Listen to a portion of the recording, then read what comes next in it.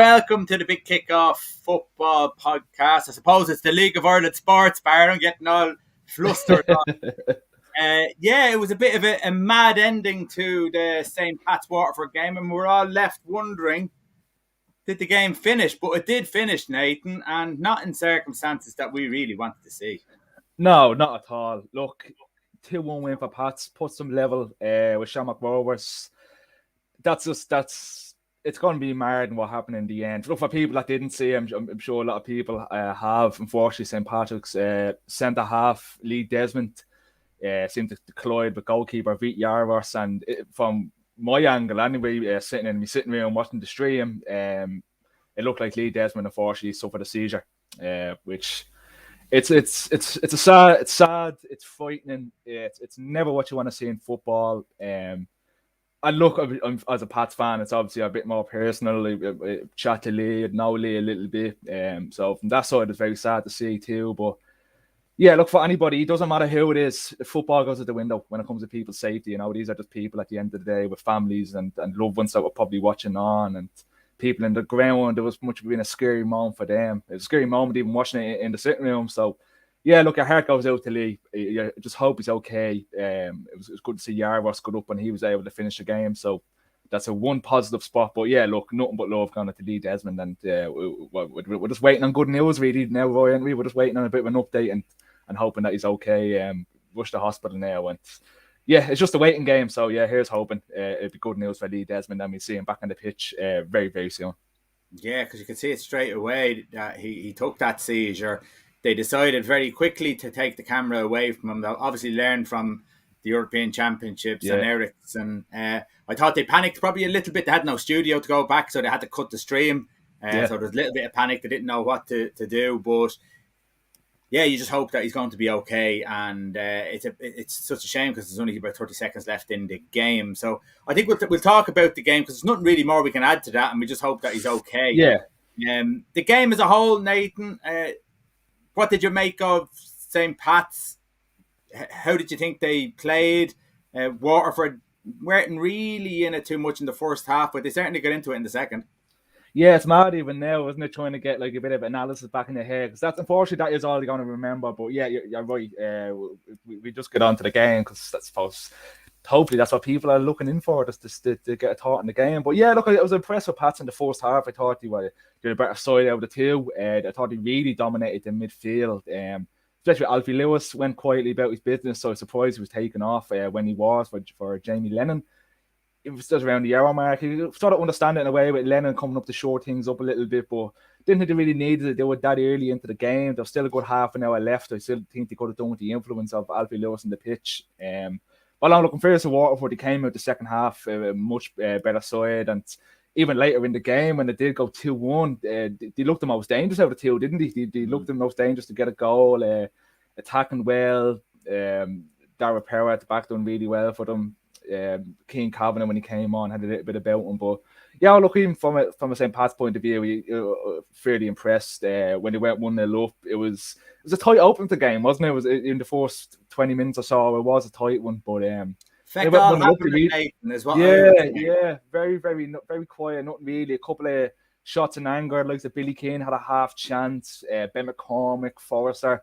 These are all half chances that we're just trying to pick out now and just trying to mull them over. But yeah, look, when Pats went 1-0 up, they really did turned the screw a little bit, and it could have been a bit more comfortable going into half time. There was plenty of situations. It was Pats were literally 4v4, like going on the attack, like they were going man to man with Waterford's back four. So probably from a St. Pat's point of view, it was disappointing not to go into the break with a bit more of a comfortable lead than what he had.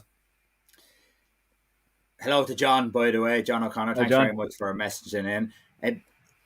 When I look at St. Pat's, and albeit that it's a different type of team to Bows, Dundalk and Shamrock Rovers, when I look at St. Pat's, it's definitely a team that they have, a unit that they have, a good unit. Where when you look at, and I don't get as excited watching St. Pat's, and you may, being a St. Pat's supporter, I don't know, may disagree with me here on this. But when I see the likes of Bohemians and they have, as I said before, Tierney and Dawson Devoy, who can create things out of nothing. You have the same with Shamrock Rovers with Mandreu and maybe Tell and Burke. You have the same again with Dundalk with McElhenney and Duffy. It's just the one thing that St. Pat's are missing.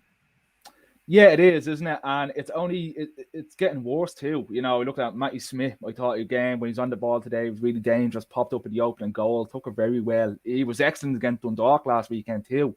But 2 minutes after he scored, he goes off with a hamstring injury. You know, we're only seeing Ronan Coughlin coming back. Yarvos, who knows what he's going to be like after the game with that head injury. Lee Desmond, who we haven't a clue what's going to be going on there. We're looking like John Mountney, Robbie Benson. I look like they could be out for the rest of the season.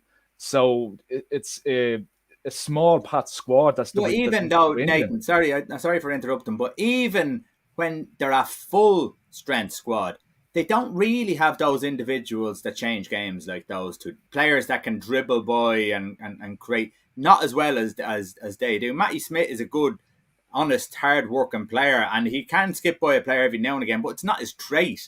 And there's very few of those players in the St. Pat's team. I think I've been a bit harsh on Chris Forrester there. I think if there is, he doesn't drift by players. He's on the ball. He gets the ball. He passes the ball. He can hit shots in long range. But you don't have any players that are dribblers.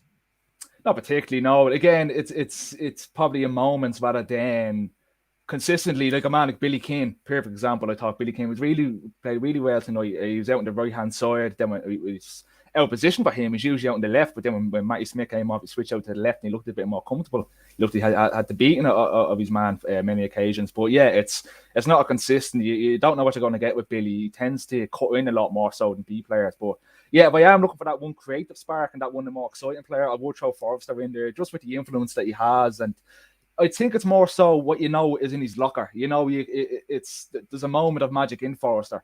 Rather than, like, you know, you mentioned Mandreu, Towell, Dawson Devoy, these lads that we see them doing on a week-in, week-out basis.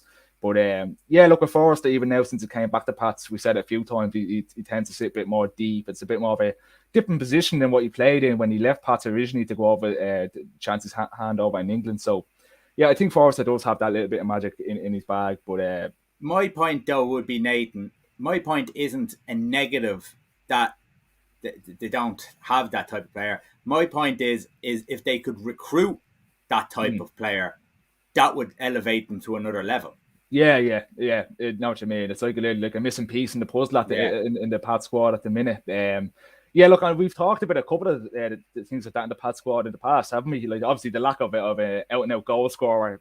Well, it's not been an issue this season as much as we thought it was going to be. Pat's, I think, probably still the highest goal scorers in the Premier Division. But we thought, looking at the squad for the start of the season, they were missing that 10, 15 goal a season striker. And they still are, but a lot of them are chipping in with goals. But yeah, it's just that consistency, isn't it, of having someone that can actually take a man on a consistent basis. And that's probably something with the league as well, isn't it? Again, I think we've talked about that.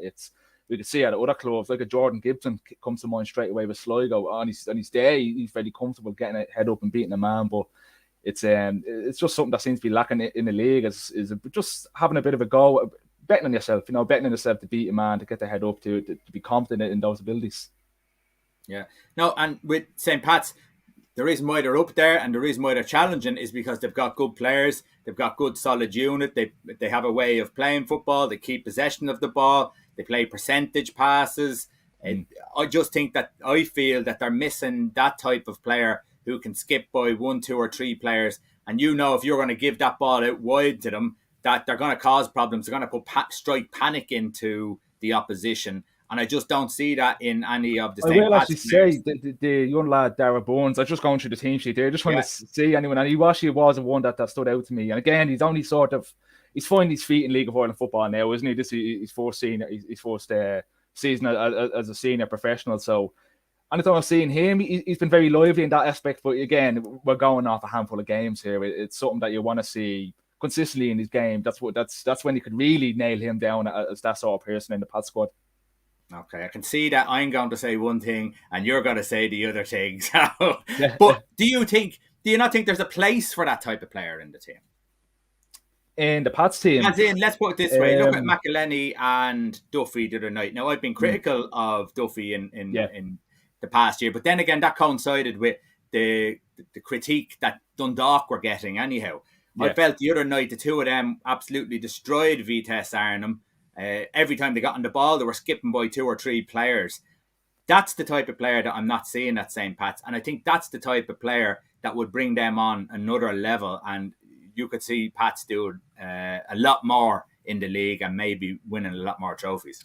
Yeah, but like we're saying, it's probably, I wonder, is the answer outside of the league. If in terms of recruitment, like I said, for me, as a St. Pat's fan, watching Dara Bones on a weekly basis, that's one I'd be excited about. But I do think it's an issue in the league, and I think that if you were Stevie O'Donnell and you were looking to recruit that sort of player, realistically, like McElhaney going to Derry City, so he's not coming in. Michael Duffy realistically isn't going to come into Pats. You probably would have to look outwards. For me, anyway, I don't know how you feel about it. I think the league as a whole, and I would throw Pats into that category as well, is missing that sort of creative player that's interested in getting his head up and beating a man time after time. Yeah. Listen, the league is getting better all the time. The standard, the level of the play in the league is getting better all the time. We can see that now, especially with the European campaigns and the young players that are coming through the younger League of Ireland leagues. Those players are probably coming through. So we're hoping that all those players are coming through. So fingers crossed. Waterford, they're starting to look a hell of a lot better than the Waterford that we've seen at the start of the season. Junior and Prince are so unpredictable. You don't know what they're going to do. They can be good 1 second and terrible the next second. Give a ball away 1 minute and dribble by 2 people the next minute. They're so unpredictable. You don't know. But that's part of the reason why they're doing so well. They are starting to look like a team who can knock the ball around. I suppose against Pats are a good solid team, so they were tested tonight. And what did you make of them as a defensive unit, and what did you make of them going forward, especially the goal? Going forward, I thought Junior was terrible in the first half. I have to be honest with you. I thought he was non-existent. Literally at times, I'd probably throw even laziness into his performance. You know, there was no interest in even coming looking for the ball. The ball wasn't going to him, so you thought I might have seen him dropping deep to involve himself a little bit more. We just didn't see that. But look, going forward, you could see that counter-attacking ability in the second half is really, really good. Like I said, I thought they were much better in the second half, and they were probably the much better team over the 45 minutes in the second half. Defensively, I think you know what you're going to get from Waterford. They set up well, very organised. I think that in the transfer window just gone, I think that if we're looking at both leagues, for me, they've done the best business. They bought in, they sort of put a focus on older players, didn't they? Like Greg Halford, Anthony Wordsworth came in. It was the other guy that came in. It's slipping my mind now. I'll come back to him anyway. Eddie Nolan in the midfield. How could Eddie Nolan? He was very good again tonight.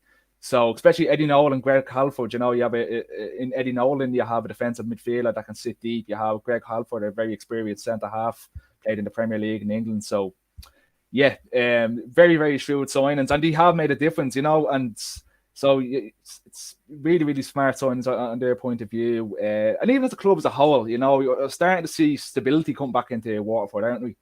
And it's something that they've been crying out for, you know. In fairness to the new owner, Richard Forbes, coming in, seems to have all the best intentions. I know, look, we've said that before, owners, haven't we? And we've been burnt in the past as football fans. Mark Bircham's, I've said it even from day one, an absolute character. Listen to interviewers, listen to him on the Alan Corley podcast on the way home there the other day.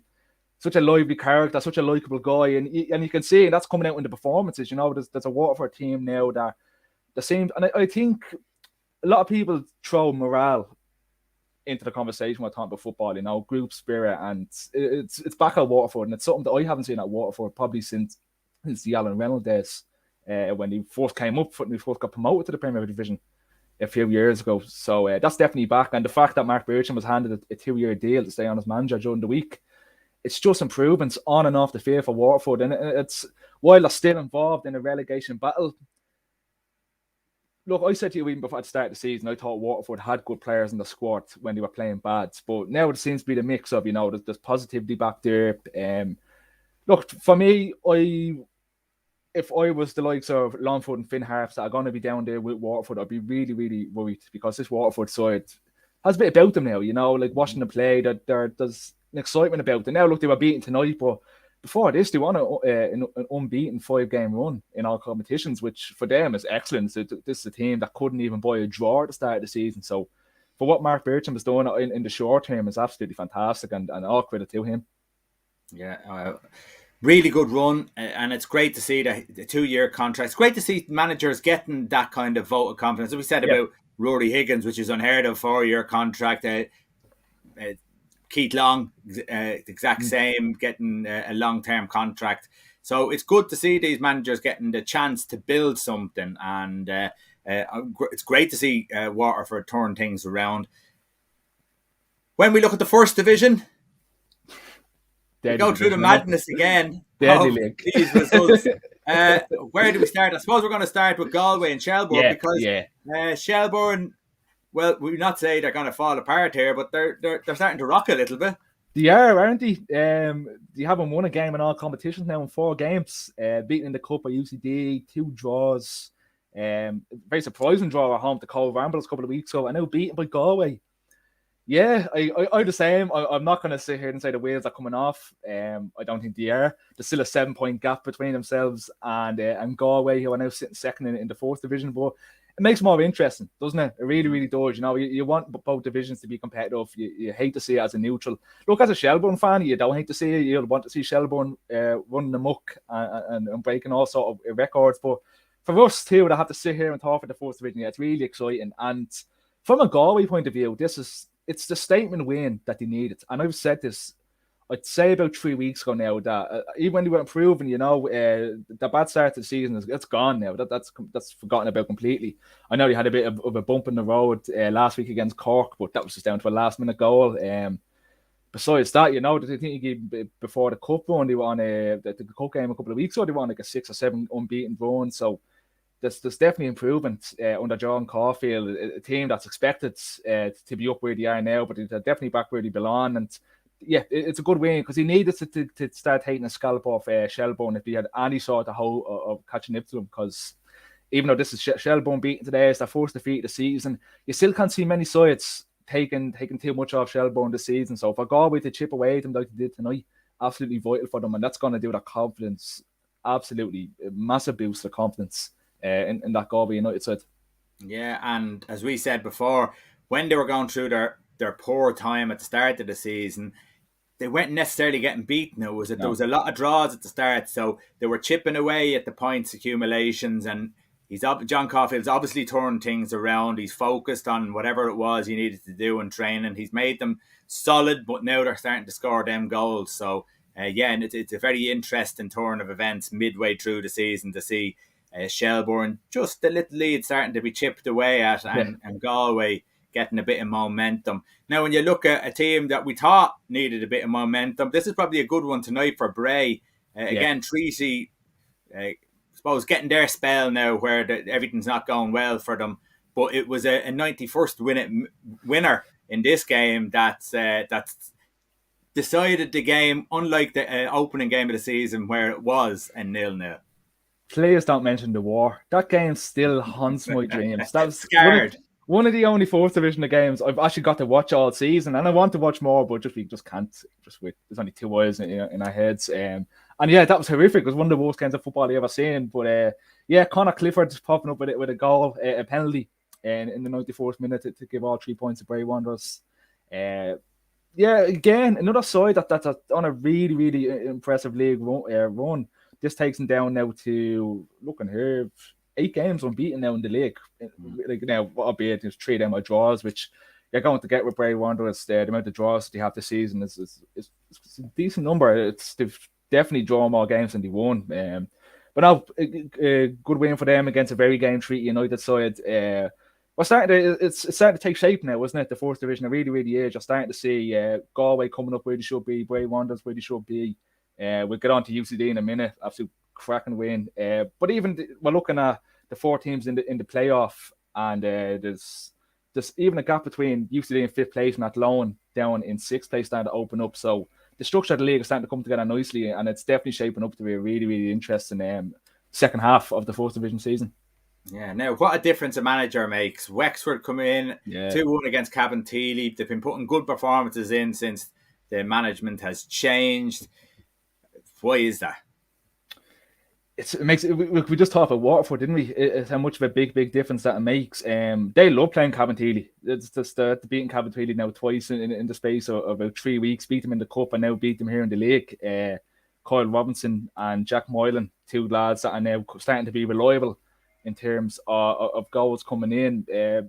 It's just, I think it does go down to a bit of fresh blood, doesn't it? With Ian Daly coming, Ian Ryan, was it Ian Ryan? Yeah, Ian Ryan coming in as a manager. It makes a big difference, you know. They're struggling with the budget, they're struggling with their resources that they have to work with, but yeah, it's brilliant for them, man. And it's justified now by this win, you know, where I'm sure it's quite frustrating when you know things are moving in the right direction and you're still struggling with wins. Now they're still sitting bottom of the table and they're going to be there till the end of the season, realistically, but there's positivity now, wasn't there? You know, they're picking up a win here. Like I said, Kyle Robinson and Jack Moylan are now being consistent and reliable in terms of scoring goals. So you have something to work on at least, which is something that Wexford didn't have for a long time at the start of the season. Yeah. Darren, how are you? We are super, and we'll be talking about Bows in Europe now in a second. Cork City 4-0 against Cove. Again, they haven't done a change of manager, hasn't done anything here in Cove, although Cork City badly needed this, didn't they?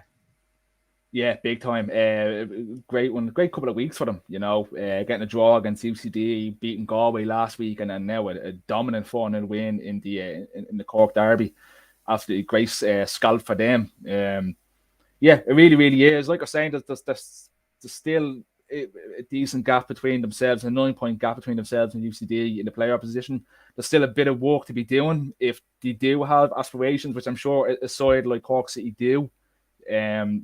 Such a big name side, you know, that rich history in the league, whatever moniker Cork City were using at the time. But yeah, great win for them. Makes a big statement, and a game of Cabinteely, I think, coming up next week. So more opportunities, more definitely a realistic chance for them to be picking up another 3 points and to keep this ball of momentum going.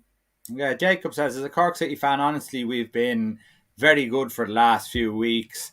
He also says if we make playoffs, we'll go up, but hard to make it. Yeah, I'd be interested, Jacob, just to have your thoughts on how Colin Healy is doing in the job, because I haven't heard too much about how he's doing. He's kind of been let do the job. It's a hard job, albeit because, there's been a lot of change down there. So, Jacob, if you want to send something through there, just on what you think so far about Colin Healy. And in fairness, just for the jump across, even he's got the sign of Barry Coffey spot on, hasn't he? And I was critical. I've thrown my hands up. I didn't think it was a sign that he needed, but Barry Coffey popping up with 2 goals here again against Cove. Sorry, his first goal for the club. And Cian Murphy again, who we talked about a couple of weeks ago. He's another player that, you know, consistently chipping in with goals. And if you have someone like Cian Murphy that is coming in with these regular goals, it will do them well if they were to make a push of playoffs. Yeah, such a big club, Cork, and to be struggling, I suppose, in the first division. Everyone wants to see Cork. I always said it when they talked about Leeds over in England. Oh, Leeds need to be in the Premier League, and do they really need to be in the Premier League? Yeah. But I do understand now when you look at Cork there. Cork is such a big city that, you know, if there's a Cork in the Premier Division, there's a big following, and that just helps out everyone around. Good man, Jacob. Colin managed the underage and had them as one of the best in the country, but he wants the team to play total football, but you first have to play defensive sometimes. Yeah, I think that's a valid point. You have to build from the back. Every team has to build from the back, so you need to have a defensive structure that is solid. You're not conceding goals. I think that's where John Caulfield, if we talk about it, Jacob, when you look at John Caulfield, he's always built his teams tight at the back and we'll build from there. And you can see that that's happening now with Galway United. He needs to adjust to senior results-based soccer. Yeah, that's true as well. But as you said, he has improved in weeks, the last few weeks. So it's probably a process, Jacob. Thanks very much, Darren. Yes. Oh, mine, Darren. I put a lot of effort into mine. I 5 years ago.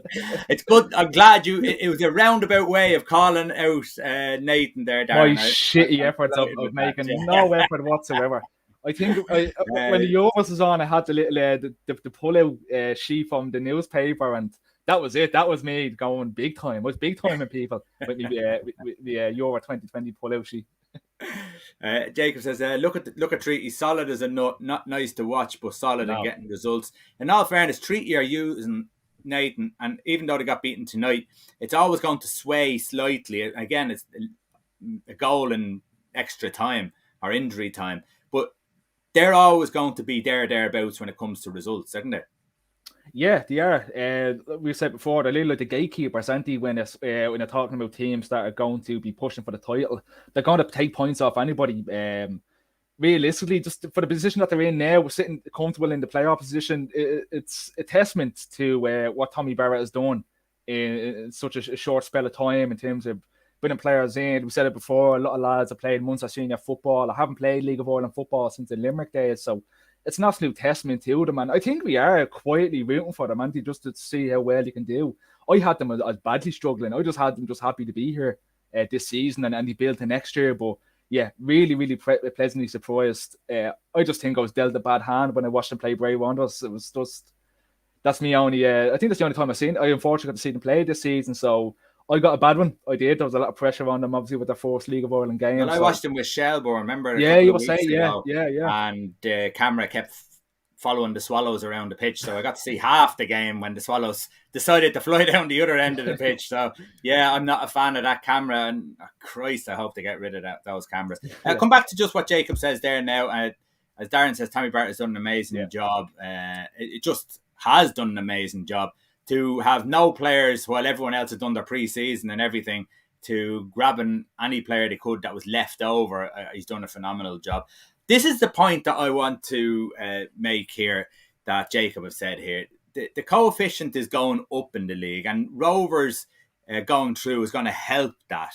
Yeah. Bows and Dundalk having a decent run is going to help that. We need to be cheering on, no matter who you follow. Every club that is out there in Europe, no matter who it is, no matter how much of a rivalry it is, we need to be cheering them on, so it benefits us in the long run. Yeah, no, 100%. It bugs me out of seeing it, obviously, in the League of Ireland group chat, certain people hoping with Shamrock, especially Shamrock Rovers, because I think there's always, if you're not a Shamrock Rovers fan, you're more than likely hate Shamrock Rovers, let's be honest. I can proudly say that sitting here in a Pats jersey, but no, I don't understand it. How you wouldn't actively support any League of Ireland side in Europe. No, look, you don't have to even be supporting Rovers outright, because if it benefits them, it benefits you. It benefits your club in the long term if they do find themselves back in European football. So we have to be getting behind them. We do. And as well, we can't not be getting behind our own clubs, but then wondering and giving out why RTE aren't backing it, So if the people inside the league that love the league, the way we all do, people watching here, people going to the games, we have to show that love, and we have to support them. Any side that's finding themselves in the European position, it just makes a massive difference. Like I said, you don't have to sit there with a Shamrock Rovers, a Dundalk, with a Bows jersey on you if you aren't a fan of those clubs. But if it's good for them, it's good for you.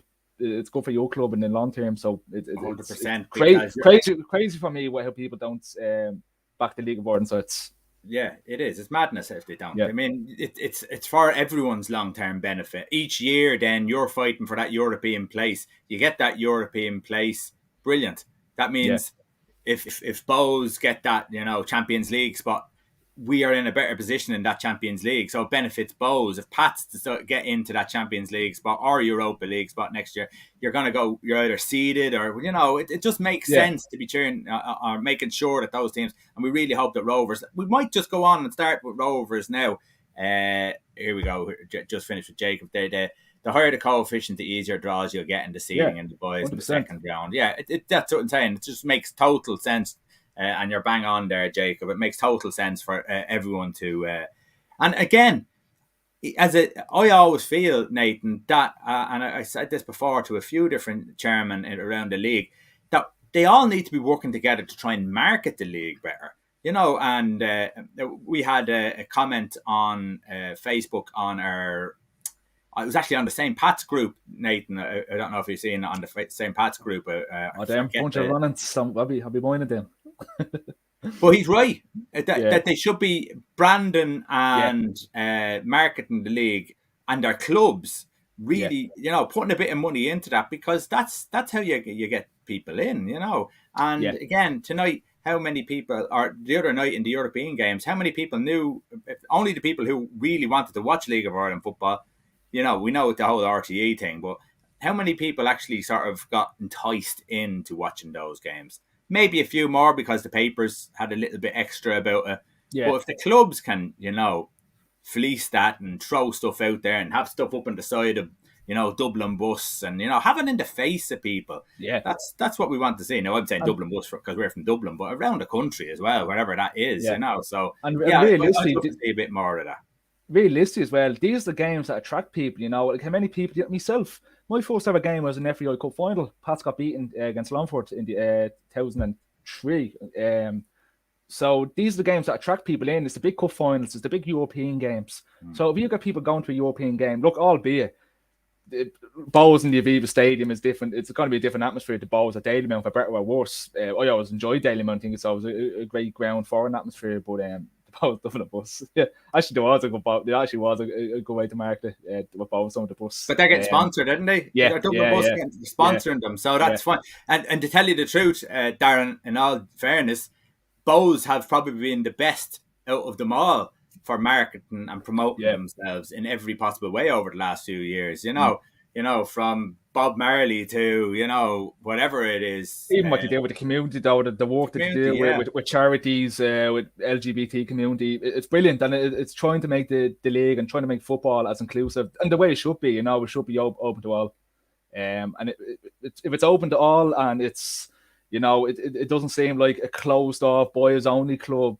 Again, these are all things that are going to just benefit the league. It's just getting people down, and these big European nights, going back to the European nights, it's the big European events, European nights, cup finals. This is what catches the attention, and if you catch the attention and people go to these games and enjoy themselves, even if it's only 10, 15 people, it's 10 or 15 people they didn't have in the start, but it should be done at a bigger scale than that. Obviously, that it should be more ambitious than getting 10 or 15 people, but the point still stands that you should be using these big European nights really as recruitment in a way, to entice people down, to get them a sample of what the League of Ireland is all about. One thing I noticed, and anyone else who's watching now, you can chip in and have your say as well. I don't know, cricket may not be your thing, Nathan, and lads, it might not be your thing either, right? No.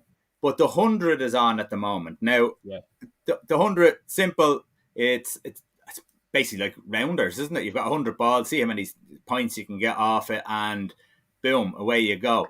The reason, though, it's catching the imagination, because there's 20 overs cricket and 50 overs and all this sort of stuff. It's all fairly similar. But it's the entertainment that's going around it. They're having their fireworks. They're having their, fire blown up here, there, and everywhere. They have a DJ up in the stand every time, So if it was down in St. Pat's or something like that, a bit of music be blaring out, when someone's injured or something like that, and getting the atmosphere going before the games, half time. The whole atmosphere is changed because there's a party atmosphere. Now, I'm not knocking Pats. It's the only game I watched tonight, so this is why I'm saying it. Yeah. But it looked flat around it. It doesn't look, and you can see the lads down the shed end are trying to get things going, but it just looks a little bit dead. And I just think the club around games, around times during the game, before the game, half time, maybe there's something should be going on the pitch on half time. Just get the energy going, get that atmosphere going. And people will go to that, People like going and having their little beer or whatever and going to a match and seeing a match. But if there's a bit of entertainment value, aside from the match, that's why baseball, I went and seen a baseball match over in America. The baseball game was great. I was highly interested in it. But it was far exceeded by the entertainment that was going on in between it. Every year before COVID, me and my mates went to the darts in the Tree Arena. It's like a game of darts broke out at a session. Nobody gave a shit about what was going on in the stage. It was just and that's where we go. I would be going to the darts. People, who's your favorite darts player? just going just for the night out, just for the crack, just for the laugh, just for the, like you said, the entertainment value. Where we should be looking at these games as that. They're nights out for people. And at the moment, there's not glamorous nights out, even if it was you're going to get the lads going down, you're going to get the loyal supporters. They'll go down and, hey, rain or snow, whether it doesn't matter what's going on before or after the game. But you could have families, couples looking in. They're just not glamorous games at the moment. And we both said it. It's you don't be listening to two people agreeing with each other all the time, but we definitely have said it that you should really take a little page out the American style of how they do it. Don't go full on American about it, but no one wants that. No one wants that. Have that little bit before the game. Have the bit during half time. Keep them entertained. Keep them enjoying themselves, which is the main thing. Because, like you said, it's if you get someone going to one game and you can stick them at it and you can keep them there and keep them interested, keep their attention. That's how you get them back down, And that's how you get the kids. No good, yeah. The kids want to go back again. Yeah. So if they get the kids wanting to go back again, that means the parents are getting dragged back down, and instead of the other way around. And once kids want something, then they'll want the parents will bring them. And let's be realistic as well. With the Premier League starting back this weekend, it's really as important as ever, isn't it? But that's the issue we're fighting every year. Is with. I just want to go on Darren's point there. He said, a few of my mates have got Bows shirts recently and really enjoyed the Viva matches, which have been great. This kind of comes on to and again, Jacob, I'll use your points now in a second, but just on what Darren has said there, we discussed this the other week, Nathan, where was the atmosphere at the Viva on the back of a COVID, I suppose. We just didn't have football. We didn't have any crowds. We had no atmosphere. So I think I used the statement, I can't miss it if we don't go away. I think that's a sentiment I used, wasn't it, when we talked? Just as a little example. I wonder. Was it just a perfect storm of not having football, not having crowds? But look, Bohemians have benefited off it. And like Darren has said, his mates have got involved. His mates have enjoyed themselves. And hopefully, for Bohemians, it's something for them that they can use to entice new fans down, because we said it, even as much as it's a Dublin rival to me, there's no better club really in the league for what you do with the community and what you've even look at Bow as a club, even financially, and how much trouble they were in at the start of the 2010s and how they're thriving now with so much exciting young talent coming through the ranks and then a great European run under their belt. So here's hoping they can use that for the benefit. Yeah, Darren thinks so too. That's the thing, as you said, perfect storm, and let's hope that perfect storm gathers up a few people that have never really gone to games before now and really enjoying it because they were fantastic games. Now, Jacob has a couple of points, and I want to get through them. Biggest thing for Bows is getting the new stadium done. Bows were selling out daily or every week, badly needing a new stadium. They compete with Rovers then. We had this talk as well. I don't feel the 6,000 is enough. I don't think they compete with Rovers. Rovers is going to be about 12,000, isn't it, when they get the whole thing done? So they don't compete with Rovers with a 6,000 stadium. 6,000 is just not good enough. And to settle for a 6,000 and 35 million, I just don't. I think it's wrong for the club. I think if they want, but they're going to fill out 6,000 every week. That's great. Yeah. They'll have a great atmosphere, but they could easily build a fan base that gets up to about 10,000 people. So I do think that they need to really think, and I think it's just supporters should voice their concerns if they have the concerns. Maybe I only have the concerns and they don't have the concerns, but I really do think that 10,000 should be the minimum that they're looking for there.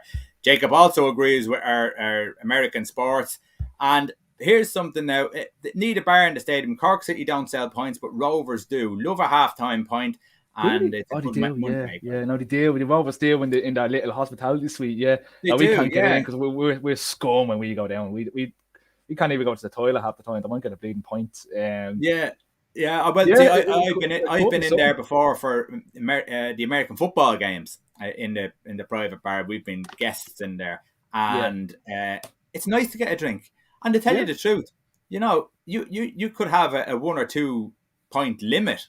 They could bring that in. You can only have 2 points or whatever like that. And people won't go mad. People won't go mental. Or you can only have a drink at full time and or half time or maybe just half time, just to have refreshments or whatever like that. So people can't go and get pissed or whatever it is. So I do think that there's a gap for it there. And I think Irish supporters are a bit more bit more sensible, I think, than across the water. Yeah. Darren reckons 10k is optimistic, but I'd love to see it. But I don't think optimistic there's nothing wrong with being optimistic and being ambitious in the league. Look, I know with the European games, they're a different beast altogether, aren't they, than a week in, week out league game. But the 8,000 allocation that they had in the Aviva Stadium was sold out in, what was it? Am I wrong? 90 minutes? I could be wrong. Could be less. No time. Now, I know it's different European games. You're not going to get the demand when Finn Harps come to town, but yeah, for me, there's no harm, and I know you definitely agree. You said this much more than I have, but yeah, there's no harm with that bit of ambition and optimism for them, especially with a club the size of Bohs. If you look at the season ticket numbers and their membership numbers, yeah, definitely. If there's any team that can do it in the league, they are up there. I think it'd be forward thinking, Nathan. I don't think it's just optimistic. I think it's forward thinking. If you want to grow, you need to have a stadium you can grow in. The 6,000 seater stadium that they're going to have is not far off what they have anyhow. So, I do understand that it's about 3,000 the stand, isn't it? 2,000 or something like that, 3,000. But they could easily sell out 6,000 in Bohs Stadium, no problem whatsoever. And that's without Dundalk or Shamrock Rovers or even a Cork City if they're back on top again, but they'll still carry a good crowd. They bring 2,000-3,000 anyhow. So it's, I think for the league to grow, I think that's what we need. You're right thinking, yeah. I know, Darren. I know. Don't fucking feel his ego, Darren. Jesus Christ. What's the deal with him? Jacob says, yeah, you do. You would. You probably wouldn't even get your point. You're yeah. He wouldn't go with the, and you do go with this with some of the English games. Yeah, actually, Roy, we answer that question in a minute. That's the one that people are dying to know. He's such a fucking enigma, is Roy. Doesn't tell anybody. I told him before. I am a non-leaguer. I'm Lucan United. So when Lucan United get into League of Ireland, and you just never know what's going to happen, what's going to come around the corner.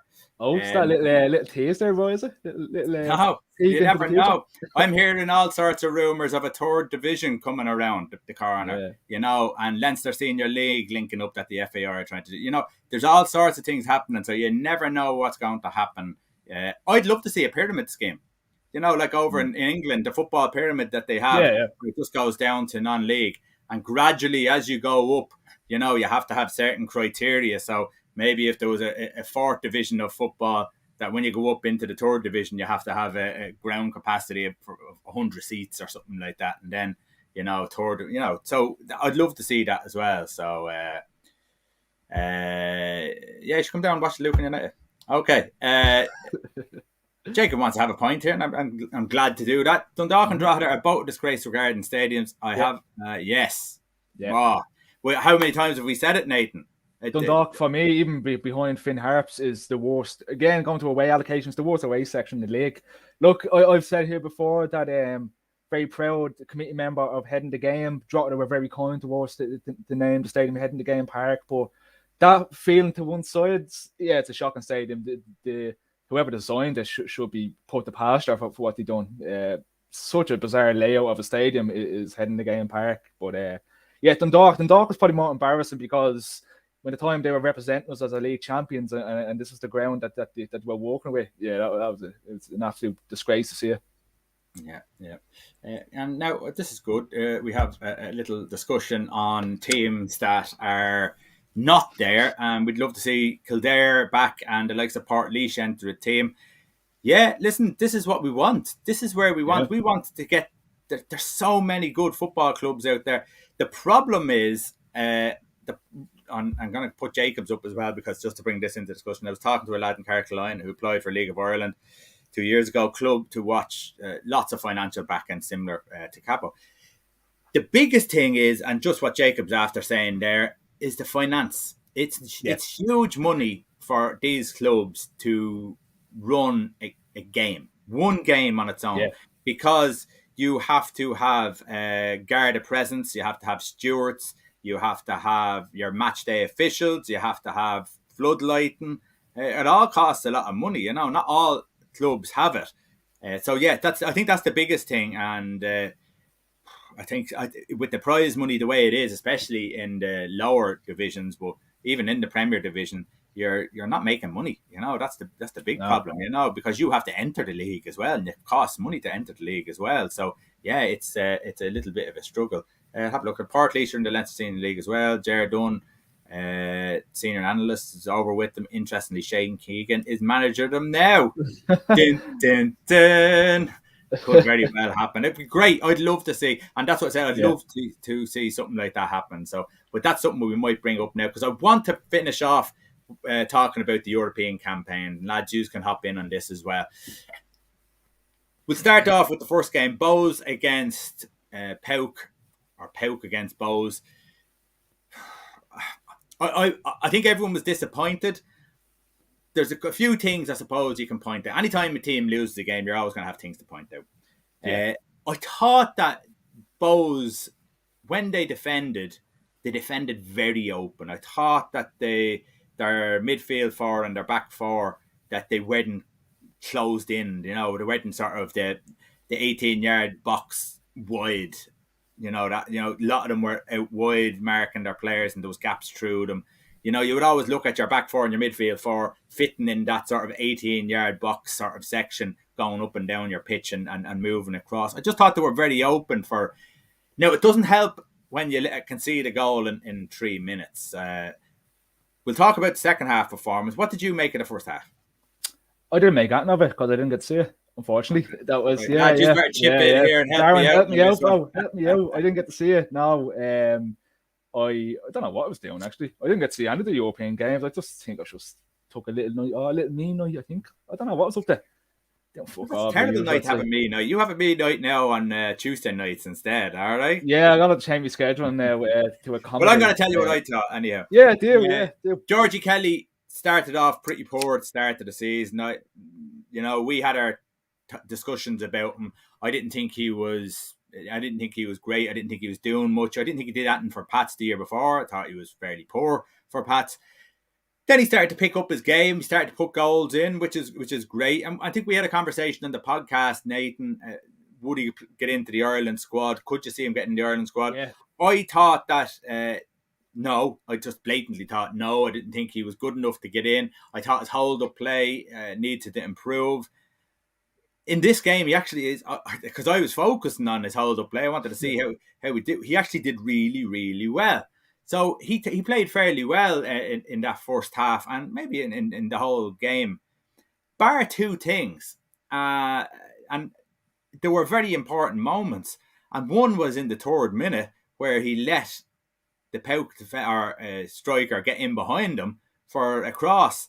And it was just out of pure laziness that he let him go. You're in the 18-yard box, you stay touch tight, you don't let him get behind you. And he switched off, let the player in behind him, got the goal. So straight away, 1-0 down, hasn't done his defensive duties. But then he had a sitter in the second half.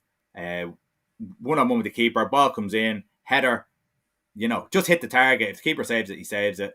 They're two big moments. And I'm not picking on Georgie Kelly, I'm just saying they're two big moments. It took away from me what he actually did, because I thought he held up the ball really, really well in the game. So I thought he did decent in the game, but them two moments were huge, huge moments. Standout moments. I thought Bows kind of froze a little bit. I thought they were all over the shop. I thought Pauk are a good side, but I personally think that Bows are as good as them. I don't think but I think they froze a little bit in the first half. Second half, Bows came out and were excellent. I thought they knocked the ball around really well. I said Dawson, Devoy and Tierney, I'm real big fans of them. Yeah. They took it to them. I thought it was great. And then at the end, Ward misses an open goal, just has to direct it in. Open goal. I did see. I've seen the memes going around to Keith Ward. I was about to ask you what now, and the lads are trying to get in here, so I'm going to get them in. But it was one of those that it was one of those that you just need to direct it and score. And I fell off the chair. Hands on your head. I think probably everyone did. It was just one of those moments. But again, nothing to take away from the how Bows have done, especially in the two games. In the two games, they've done really well against Pauk. I just probably froze a little bit in the first. Well, now we're competing with these sides now, which is something that we we couldn't have said that even a couple of years ago. They were competing with the likes of Pauk, who piss the Pauk side that it's a multi-million squad with internationals and they're used to playing in group stages. So that's excellent. Yeah, and as Jacob says there, Kaga was on the bench. So that shows the gulf. The late goal was, that was crucial, So game could have went either way. The result outweighed what could have really happened. Their keeper made an error as well. Kagawa missed an action. The goal we conceded was poor. Yes, I agree. It was a great night out. Great result. Allows that memory. That's the home game. Yeah, I'd say that was brilliant. Yeah, looked excellent there. I know a lad that has been to all the Aviva games now in this European run, and like what we were saying, he said just for an advertising for the league, and there's just such an atmosphere that because they've been away for so long, you miss it, and to come back the way they did is excellent. But yeah, no, enjoy it. No, do enjoy it because this is what it's all about, especially when you're a long-term fan of League of Ireland clubs. You go through so much shit, so to have these nights that you can remember and you can enjoy, no matter who you support, you definitely go out and enjoy it. And even if they only got knocked out this time around, it's as an individual European night, it's been that was brilliant in the history of Bohemians beating a side like Pauk. Yeah, no, it's brilliant. And that's what I'm saying. We're on par with these now. Now we just have to have that killer instinct. Now, was there a little bit of belief that we didn't have? As I said, we kind of froze the first half. You have to give credit to Pauk. So, it's not all, but for us to progress onto these group stages, we're getting there. We're definitely getting there. And the standard is rising. As Dara said, Wardy's miss was shocking. Felt bad for him. He's a legend of the club. It's so unfortunate it happens. I don't think anyone will criticise him at all whatsoever. It was just a great chance. And, unfortunately for Ireland and Bows, it was unfortunate because the league could have done with another win. But, brilliant. Great game. What I will say is all these games have given me unbelievable entertainment. And you can't always have said that in European competitions with the Irish teams. This one's from the big kickoff. I'm guessing this is Neil. Hey lads, brilliant week for League of Ireland. How do you feel progression of under 15s, 17s, 19s help the League of Ireland more and more appearing in the squads? You've kind of hinted at that, but Nathan, you can answer that. How do you feel it? It's. Do you think the reputation, we said it a few times, of a couple of years ago, the league had a reputation of literally as a retirement home, didn't it? We've seen even as recent as Damien Delaney coming over.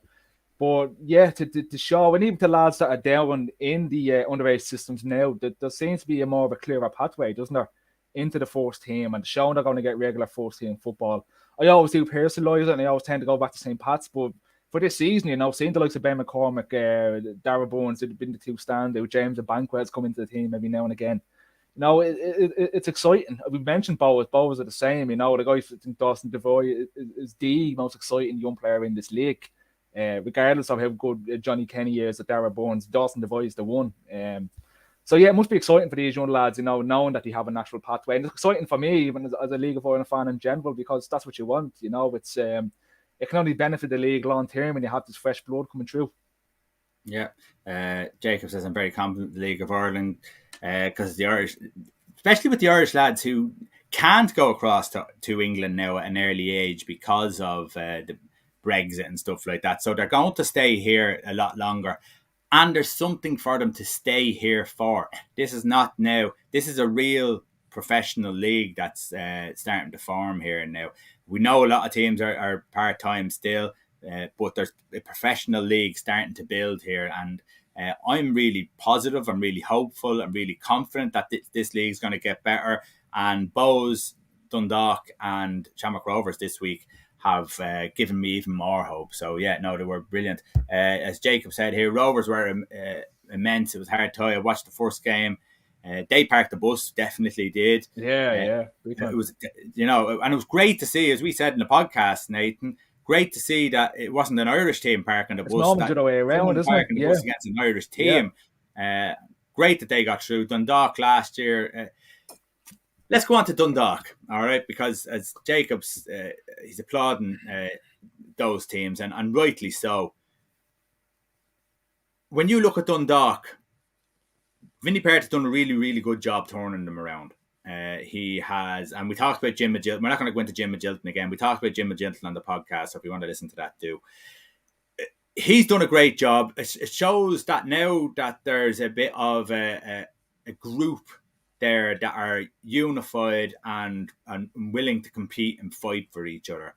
Last night showed the real talents of this team, and that started to come out in the last few weeks. As I said, McElhaney and Duffy for me were absolutely outstanding.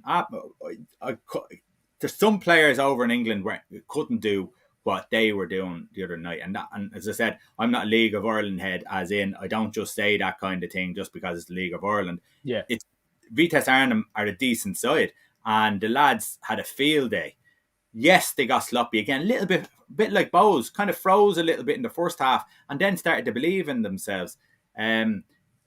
Dundalk, what have you made of them? We were critical of them at the start of the season, and rightly so. How everything was going on in the background, rightly so. What do you make of Dundalk now, and their chances of maybe even pushing on now to get themselves back into Europe? I think they're pushing on back into Europe, but it's going to be difficult. It is going to be difficult. You just have to look at the league table to say that. But yeah, look, what Vinny took Perth is done is brilliant. Even in the short term, he sort of got rid of some dead wood even very quickly. You know, like it was no coincidence that he came in and Junior was gone. What's the lad's name? Mitz Corgen, the Norwegian lad. He's gone today. Tanner went along with him too. So you know he's starting to. There's obviously people there that he's no interest in, so we're just starting to move them on straight away. For me, I think the jury's still out on Zahibo in the midfield. Doesn't do enough for me. I think I throw Stanton into that one as well. His energy levels aren't great, but yeah, look, the improvements he had made, like you touched on it as well. McElhaney, it was the McElhaney show, wasn't it? In the first tie, it was all McElhaney. 2 goals, hit the crossbar. His second goal in particular was excellent. Michael Duffy coming into things now as well. Will Patchen, another lad that is doing so well at Derry City, and now since he's gone back to his period of Dundalk, he's starting to shine. And just a Will Patchen that looked like his days at Dundalk were numbered, and now he's coming out as one of the more exciting winners in the league has to offer. It's good to see. I really did worry about them. I think like a lot of people did, even if you're a fan or not. Personally, you never want to see any club fall. They go with the weight side, and the way they were being ran off the field, the multiple cooks in the kitchen that were making the big decisions. I didn't understand why Vinny Peart came back into the situation that he did, but it seems to be working out for the best, you know. And it's really add that in with when Chris Shields and Brian Gartland gone down with a pretty bad injury for a man his age. You know, we could be lucky if he does come back. So even to leave, there was them 2 figures in the dressing room. You know, Vinny Peart had a lot to answer to when he came back, and he steadied the ship. He's got that sort of group mentality back together, and I still think they'll struggle for European football this season. I think they put a big emphasis on the cup now, because we even said it coming into the game on Thursday night. While nobody expected Dundalk to get through up the 2 legs, there was still big pressure on them because Peak 6, they made no qualms about it that European football that's the only reason they're at Dundalk now, and without European football, who knows what decisions that they'll make. So the only realistic chance you have now for me is getting through the cup, and I think they will put a big emphasis on that. Yeah, if I was a scout and I was looking at that game last night and I looked at Duffy and McElhaney, I think his head would be turned and he wouldn't be going to Derry City. He'd be definitely making his way across the water or somewhere else. And I even thought of, Vitesse. I mean, he destroyed them. The 2 of them destroyed them. And you're thinking, God, would a Vitesse Arnhem not look to take a chance on those? I mean, 28 years of age, McElhaney is, so he's not finished. I know you talked about his injuries before, but when he's playing, he's superb. So it'd be interesting to see, especially if he goes back to Derry next year, how he does. Okay, we'll just finish off on Rovers, because Rovers did get through and they're going to play Talon in the next round. They're just a professional outfit, aren't they? Like, everything that they're doing at Rovers at the moment is there's a focus, and there seems to be a plan. Their training facilities are excellent. The stadium is excellent. I know it's Dublin County Council or City Council, County Council, I think, South Dublin County Council. But they're in there with a 12,000, will be a 12,000 all-seater stadium. They've got players in who are all full-time. They've got a manager who has been given loads of time and attracting interest from across the water as well, isn't he? Yeah, Bradley, and getting we talked about interest that as well. Yeah, they're doing everything right at Shamrock Rovers, and they're getting young players in. Although we'll talk about some other time, Bows are doing the exact same thing, and there's other teams now, a lot of young players coming through, but they're getting the results now as well. They're winning the leagues, they're getting the results in Europe as well. But this one match the other night showed me a professional side of them, where they're seeing out a game and they're not, again, backs to the wall. That Irish teams, as we talked about, and as Jacob says there, remember the 2013, we got one draw. We're winning games now. We're putting pressure on these teams, and it's great to see. Yeah, it is, and I did, like I said, I didn't watch the second leg. I watched the first leg though in Tata Stadium, and realistically, it could have been much more comfortable for Shamrock Rovers. I'm just saying that's comment there. Maybe make a dig. Just fair enough. Fair point. So I was watching the first leg, and it really could have been the Shamrock Rovers and all the pressing. They had a lot of chances, and they really could have went into the second leg with the tie done and dusted. And you did worry about them a little bit. I did. I know, like thinking that they're going away to Albania. Are they going to regret not taking the chances in the first leg? But like I said, professionalism coming out, 2 goals by Rory Gaffney again. That's another something we thought about at the start of the season, wasn't it? Like a lot of teams, are they missing that killer striker up top? And now Gaffney's been for them this season. He's been consistent enough in the league. He's chipped in into the European run. So yeah, definitely is. And there's no reason, if you look at a floor of talent, no reason why Shamrock Rovers can't progress past them as well. Yeah. I'm going to talk about the millionaire backer. Rovers miles ahead. Burke and Gannon on the bench. Yeah, it's crazy the strength they have. Yeah, and for them to kind of hint at that they didn't have strength in the team and that they were struggling a little bit earlier on when the results weren't going for them. They had a few injuries like everyone else, but they have a stronger squad, so they can't really ever give out about that. Here there, Roy, they're going to bench last night. Graham Burke, Sean Gannon, Aaron Green, Sean Hoare, Sean Kavanagh, and Chris McCann. Yeah, these are boys that walk into pretty much great to see though. Every other. Oh yeah, no, brilliant. Great to see that it's not just an 11, for the league's sake. They walk into most other League of Ireland teams. Like, it's a serious strength and depth. It's a serious squad that they put together up there. Really is. So now here's the big question. We're going to finish off on this one. Darren and Jacob, you've been helping us through the show. So nice boys. Do throw in your thoughts on this question. Who's the better manager, Keith Long or Stephen Bradley? Stephen Bradley is, after winning the league, quite possibly could win the league this year. It'd be very tight now, but they have the strength to do it. They would be the favourites to do it. Obviously, you'll think otherwise, but if anyone wants to back on them, again, look at the strength of the team and all. You would think that they're going to get there. Doesn't mean they will, though. Europe, they're gone the furthest in Europe. But Keith Long is doing it on a shoestring. He's getting young players. He has to change his side. Stephen Bradley's changing his side each year, but he's getting stronger and stronger, where Keith Long has to get younger players in, and then they're taken away from him the following year, and he's rebuilding the side every year. Who's the better manager? Look, I'm going to stick to my guns. We've talked about similar questions like this over the past a couple of times, and I always do come out with the answer with Keith Long. For me, and even tactically, I enjoy him more. Enjoy more what he does, the way he sets his side up. But yeah, look, you pretty much you covered it there. In terms of you look at the two with the shocker that one. You look at it, just better say with the budget. You look at the two of the budgets side by side, and you can't, like that's.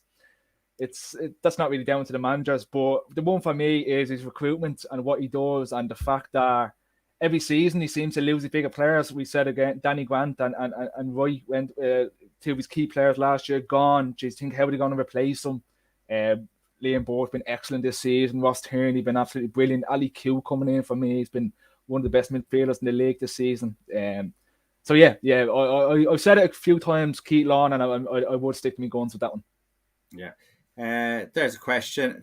Jacob thinks it's Bradley. Obviously, Darren thinks it's Keith Long. And he asked the question, if he had Long's budget, how would Bradley do? I think both of them, in fairness to them, I do think both of them believe in youth. I do think so. I think Stephen Bradley has the opportunity to blend experience with youth because he has the finances. but I don't think he wouldn't do what Keith Long is doing. I think he would do something similar. Whether he gets the same results or not, I don't know. But I do think his mindset would be to work. And I think you will see that now over the next while. The likes of Joey O'Brien and all, they're not going to be around. Even like the likes of Gannon and stuff like there's Ronan Finn. You're going to see players who are eventually going to be taken out of that side because younger players are going to come through. And if I know Shamrock Rovers, I know that they're looking to use that academy to, if you look at Chelsea, to fund that club, to bring players through, to get. And I think the same, if you look at Darren at Bowes, linking up with St. Kevin's, they're doing the exact same thing. They're getting players through, they're putting them on the pitch at 16 years of age or 15 years of age. They're showing them, they're looking to get them to move across the water, but they'll also use them as much as they can on that pitch to benefit that side. So who do I think is doing the better job at the moment? I think Keith Long is doing a better job at the moment because I think for the resources. I think Stephen Bradley is doing a brilliant job also, though, because he's winning leagues and he's under fierce pressure to win leagues. It's hard to say who's doing the better job, but just because there's no budget and what Keith Long's getting out of them, I think it's immense. So I'm just saying Jacob's comment. No, Jacob has a winner. He's onto a winner here. Look. Ollie. Yeah. We love Ollie. We love Ollie on this show, don't we? Morgan is best pound for pound. I think Ollie is like Bentner over in England. Remember Bentner? Yeah. I don't know. He's always touted as being the best. But Ollie, let's talk about Ollie Horgan because I'm really interested in this one here. Hold on. I'll just let Darren have a say. We're lucky to have Long, biggest asset. And I totally agree with you, Darren. And I'm delighted that he got the contract that he got, that his coaching staff got that contract that they got as well. Harps have fell off the wagon the last few months, poor results. They definitely link with Kevin and his class. Yeah, that's true. Both are doing great and completely agree. Let's have it just quick. I'm going to finish on this one because we all have beds to go to. Ollie Horgan.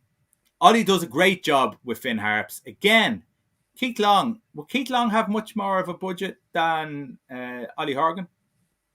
I'm sure if you ask Ollie Horgan that question, he'll tell you no way. It's not even close. Look, Darren is spot on. The good start to the season that Finn Harps had.